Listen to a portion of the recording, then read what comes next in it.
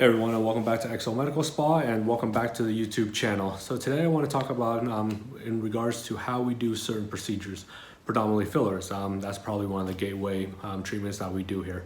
Those fillers in the lips, the cheeks, the chin, whatever the case is.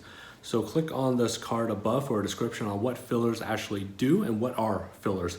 But when we come back, let's talk about how we inject fillers at the office. So fillers creates volume. We put fillers into certain places to create a lifting or volumizing. So cheek volume to lift the lower face, lip volume just to give you extra pout and plump. So traditionally what you can use is a needle, and you'll see a lot of this where they put a needle onto the filler and they inject in multiple places throughout the lips. And I'll pull up a description right here as well of me doing needles to the lips. Now the other way you can do it is using a cannula, and what a cannula is a blunted needle. So a needle at the end of it is very, very sharp because we want to be able to pierce the skin to inject the fillers. With a cannula, it's a long needle per se, but at the end of the needle, rather than it being sharp, it's blunt, it's rounded. And I'll pull up a little more close-up picture right here on what a cannula is and what a needle is. But with that cannula, we can inject multiple places of the face with just one hole, and two, with that blunted cannula, what we're trying to do is minimize trauma because the needle will just break open different areas of the skin. That's the intent of a needle. But a cannula, what it does is I can feed it into your lip all from one hole to limit bruising, limit trauma, limit swelling. And then also the most important factor is we're gonna limit our ability to inject the filler into an artery or a vein. So what's so important about limiting our ability to inject filler into an artery or vein? So arteries feed oxygen to certain body parts, certain organs, certain areas of the body. So specifically, one of the biggest concerns we have is the arteries that feed the eye. So if we inject a filler into that artery that flows blood to the eyes, what will happen is you clot. This is your artery. You put a filler into that and it plugs it up. It plugs up the blood flow to the eyes that potentially cause blindness or other forms of damage.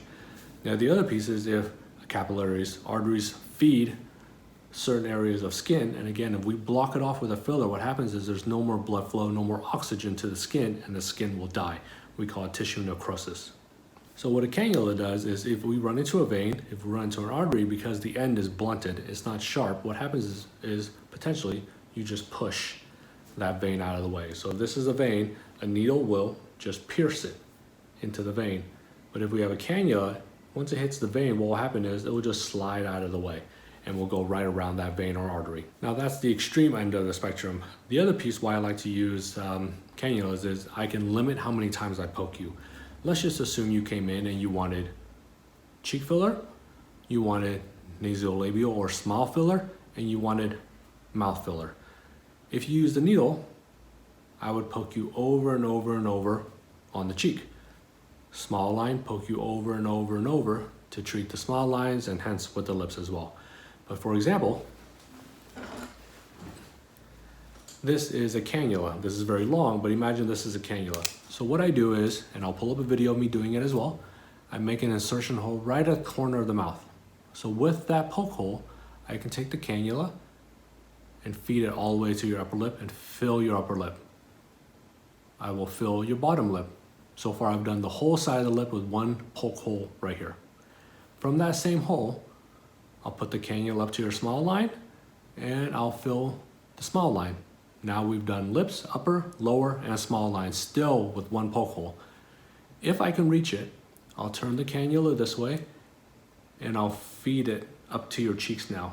And now I'm filling your cheeks, this whole area, again, with one poke hole. So with that one poke that I've managed to put on your face, I've filled the cheek, small line, upper lip, lower lip. So the question is, if I can do so much with a cannula, why would I ever need a needle? And that's a very valid point.